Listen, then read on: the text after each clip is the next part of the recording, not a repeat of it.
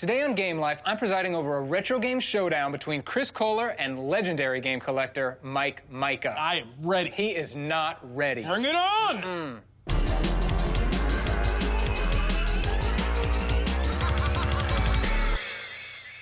So I asked the both of you before we came today for each of you to bring 3 games that weren't available in retail stores. And we're going to put them up head to head. Best of 3 wins. I'm going to judge. And I don't have a gavel, but I do have an actual literal hammer. So, Peter, these games are very valuable, and I want you to be careful where you aim that I promise to bludgeon them gently if you lose. So let's begin. The Honorable Peter S. Rubin is presiding. I would like to begin with, let's begin with the visitor. Mike Micah, what's your first specimen? So I brought something that's kind of close to me because when I was younger, this is a game that I always dreamed of having, but it never really got released, and it's Sword Quest Waterworld for the Atari 2600. Now, it's not the most pristine version of the game. This is a game that had come out and it was announced in the Atari Age fan club magazine. And I had played the first 2 games, and then ultimately there would be a 4th game that would come out. But Atari put the kibosh on the whole program. They got the first 2 games out, Earthworld and Fireworld, and those are very, very common, right? I mean, you find those anywhere. Yep. But this one, not so much. No. And I remember seeing this at a closeout store when I was younger and begging my parents for me to get it. And it was like $5, and they're like, no. And I'm sort of like, in my mind, I knew, like, I'll never see this again. And so a good friend of mine, actually, he I met when I moved out here, had a few copies of this, and he was kind enough to give this to me when I first came out to California. And so it's been in my collection quite a bit.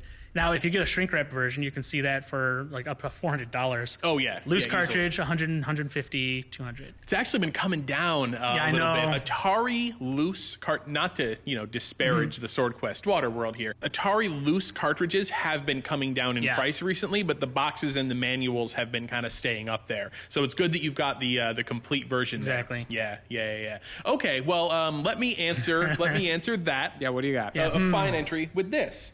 So you might say, Chris, Mario's Tennis for the Nintendo Virtual Boy, the rudimentary 3D aborted game system that Nintendo put out for less than a year before killing. You might say Mario's Tennis came packaged in with the Virtual Boy. Everyone has this, and you're absolutely right. The difference is this has the box, because the game that was packaged in with the Virtual Boy was just the game and the manual, no cardboard box. This box was only made for Blockbuster Video. And if you rented this game from Blockbuster, they had this box sitting on the shelf. And then when Blockbuster and Nintendo got rid of all of their inventory of the Virtual Boy, Blockbuster would actually get rid of these boxes as well and sell them to people. How did you come across that? This particular copy, I think I actually got in a video game store. I probably paid like $25 for this, but the box itself is worth about $150 right now. Nintendo boxes alone for even NES and Virtual Boy and all these things, the box itself is going for so much money now for all these games. Oh, totally, yeah. Okay, boxes and manuals, man. That's the first round, and I like Sword Quest a lot. But I like the rental exclusive even more. So I'm going to give this round to Kohler. Yes! However, round 2, I'm going to give whoever lost the round gets to begin the next round and get that's first and try to draw first blood for that round. So let's see what you got on this next one. Obviously, I'm an older gamer, and Atari is a fetish of mine, obviously with like all the games I've produced for Atari and whatnot. What is this? Come on now. So this is a lab loaner cartridge from Atari, a division at Atari, of a game called Donald Duck, which is actually Donald Duck Speedboat. Right. Now, if you can't see the date on this, that is April 12, 1983. Yes. From the prototype lab. And so these were what they used internally when they were creating and testing games. That's and right. them. And they would hand these out externally to game magazines, which were only like 1 or 2 at the time. Right. Atari Club magazine, that sort of thing. Okay. And they would ask for them back. It would say, please return to prototype lab. Sure, of course. The interesting thing about this game is... So this is technically yes, well overdue. Yeah. This game particularly did not come out, which follows the theme we're talking about. It's Donald Duck Speedboat. It's a side-scrolling action game. It looked really nice and was part of the whole Disney licensing program that they had, which had, of course, like Fantasia, Sorcerer's Apprentice game, and that sort of thing. Very difficult to find these right now, and luckily I was able to find this at a flea market here in California. Because obviously, come on now. It's the home of Atari, and like this stuff floats around. The person who was selling it to me had no idea what this was, and I felt kind of guilty because they were actually saying they would give me a discount because it didn't have the label. Oh, man. I mean, what was full price that they were asking? So this was $2. And they offered to give it to you for $1 because it didn't have the label. That's right. And I gave them the $2 anyways because I said I've been looking for it. They were like, "What an idiot!" Which was true. Yeah. And I had purchased a total of 10 of these from that same lot. And there was very interesting games. It's one of the most interesting ones there. And normally something like this goes for upwards of 200, sometimes even more, especially because this Disney. game was never released, This one was not released. And it does have, you're right, it has cross-collectability because it's also Disney. Snow White and other games like this yeah. are very valuable for Disney collectors who collect anything Disney. Right. Like it could be a napkin or whatever, and spend a lot of money. So this one is, I like it as far as its like rareness. I like it better than Waterworld, and I think it's a pretty good contender for our little battle. That's Yes, pretty yes, indeed. strong, Chris Kohler. Okay. I'm gonna all right. have to see what you bring. This is gonna be tough, but here's how I'm gonna answer this. If you like the rent, you know what? I'm playing to the judge here. If you like the rental I store like the rental store exclusive. let me show you. This is the only John Madden video game that is worth any money whatsoever. Typically your John Madden games, the Madden football for the Sega Genesis, they're worth basically nothing because they made so many of them. Nobody really wants to buy them and play them, but except for this one. So if you see John Madden Championship Edition, you're going to notice down here it says rental store exclusive. So what we're dealing with here is a version of John Madden that you could only get at either like Blockbuster Video or your local video rental store. Really important about this, I want to point out. The cartridge itself, you can kind of find, it's like $30 or so. The box might be a little bit more expensive, but this one has a beautiful instruction manual inside. So the Also important thing says here rental is store exclusive. also says rental store exclusive. And the thing is, when people rented video games, a lot of video game stores just took the instruction manuals and threw them away because they knew they were going to get destroyed. They'd make copies of them, or they'd make like those sort of instruction sheets that they'd paste onto to the box. I remember the little cardboard little sheets that would tell you the brief instructions. Yeah, or they would put a sticker on the instruction manual and say, don't steal this, or it would just get destroyed by the kids or thrown away or whatever. So to find a rental store game that still has the instruction manual in that good of a condition is really big. And so this is something that in this condition would be worth about $100 or so. And I also found that at a flea market here in the Bay Area. Okay, so this is tight. Both local finds, both steals. I'm going to say, given a combination of rarity, age, and the fact that it's technically theft because it's still property of Atari, I'm going to give this one to Mike for the Donald Duck speedboats. Also, play to the judge once is fine, but, don't take advantage of my predilections here. No more rental store exclusives. Okay, I promise. All right, we're all tied up. We're all tied up. Oh, You man. lost this round, so you begin to go the first? third final decisive round. This is not a rental store exclusive, and quite frankly, I think I'm doing pretty well with this last one. So this was something that was never available in stores, was never even available in this country. That's right.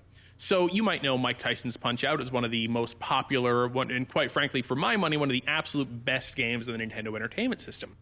Before they released it in America, they released it in Japan. This happens a lot. But this game was never sold to anyone. This was only given out as a prize. If you did really well on a golf game for the Famicom, the Japanese version of the 8-bit Nintendo system, you could take your scores and send them into Nintendo, and the people who did the absolute best on this game, you had a chance of winning a golden Punch-Out! Cartridge. And now, you can find these in like collectible stores in Japan, $100, $150 or so dollars. But this was never, ever, ever sold to a single person ever. Now, how did you come upon this beauty? I went to Japan and bought it. Okay. Forced it. Exactly. Well, the thing is, it was actually it was cheap because it has this cosmetic damage here. You see the rip in the label, and that in Japan is like the kiss of death. So I actually paid about $50 for this, which to have a copy that I don't mind pulling out and like playing if I really felt like it. There is no Mike Tyson in here, by the way. Right. I was going to say you get to the point where you would fight Mike Tyson and the game's over. So it is slightly different too. But yes, this is totally one of the centerpieces of my collection because it's a game that I really love, and it's a version of that game that is very hard to get your hands on. That's great. All of that is tugging at this judge's heartstrings, and all will be taken under consideration. Well, this is an uphill road for you, my friend. Let's see what you got. I didn't know this one was coming out, but I did bring something that I kind of kept off that I think is gonna help here. So I have right here Half-Life for Dreamcast. What is this? So it was planned to be released on Dreamcast, never came out. Again, following this theme. In fact, like the actual disc of the game was never truly manufactured, but there are versions of the game that are out there that people can play. And this is not like a photocopy. No, This is the real Half-Life. I didn't even know about this before today. In fact, I will go even crazy and maybe Are you even going to slide take this. oh my God. Don't I do will it. do it. Don't I will rip do it. it. I will do it. I Maybe will won't. hurt you with this hammer if There you we hurt go. that manual. You can take a Can I look through touch it. it? You sure can. This was planned to be part of the release, and the disc would come into this, and they would release it out there. The story goes that there were probably about 500 of these made, many destroyed. Someone managed to save a few of these, maybe even two. And that person, who will go unnamed because he's always said, "Do not ever say my name." Okay. He managed to give me one of them, and it's probably one of the most prized possessions I have. That's amazing. And you can see this was ready to go to store. It was ready for me, like it was ready to go to retail. Yeah. And the game included the expansion pack. I think it was Blue Shift, if I remember correctly. And it was actually a pretty good game for Dreamcast. It's just a shame it never came out. And the fans really wanted this game to come out. I'd say the only knock, because there were some reviews for it that had come up because they were so close to shipping it. The only knock it really had was the load times, I think, and that was about it. But they were normal. Have you played it? Yes, I have. Okay. Just Judge wants to know. In terms of value, that is the absolute highest value thing sitting on this table. And the thing is, we would never know how much it's actually worth. Right. You can't measure it, really. You're right. You would have to sell it. You would have to put it up for auction. And have there see. been any that have hit auction or? Oh no.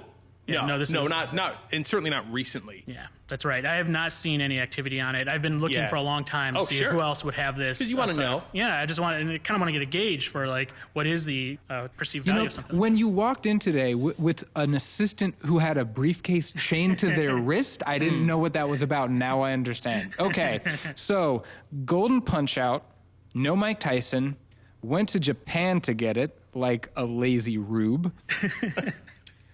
Half-Life for Dreamcast, which, I'm sorry, this is not even a contest. I'm calling this one for Mike. Awesome. It was touch and go for a second. I was not aware of this. I was not aware of this game, and when you pulled that out, there was almost an accident. You failed me, Gold Punch-Out. You failed me for the last time.